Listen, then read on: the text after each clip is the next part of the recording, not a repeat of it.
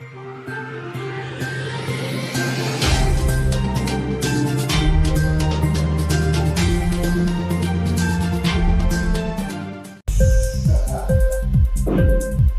TV prime time news కి స్వాగతం.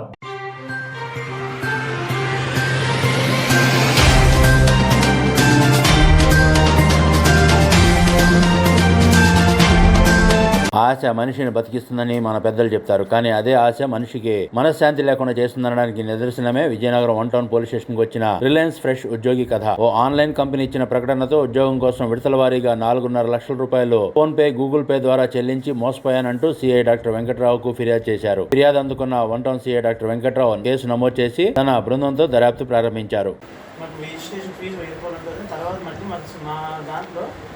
Security purpose కింద మేము 4,000 మంది ఎక్స్ట్రా కట్టించుకున్నాం. 5,000 అని రాశారు మేడం. రాశారు సార్. 5,000 కట్టావు? అవును సార్, 5,000 కట్టావు. 5,000 ఎలా కట్టావు? PhonePe? అన్ని ఫోన్ పే.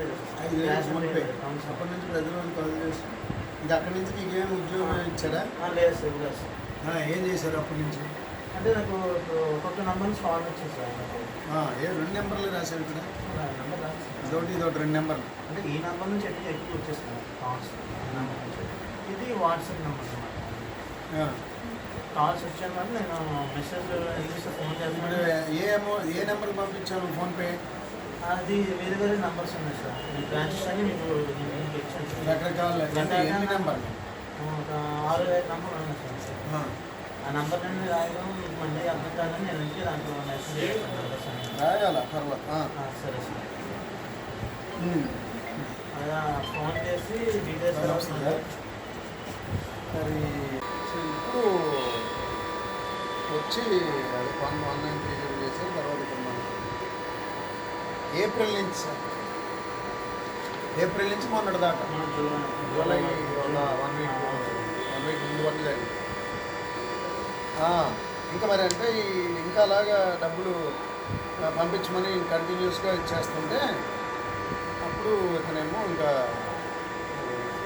అది మనకి సైబర్ క్రైమ్కి వెళ్ళాడు. అది రిపోర్ట్ చేసి అక్కడి నుంచి మన దగ్గర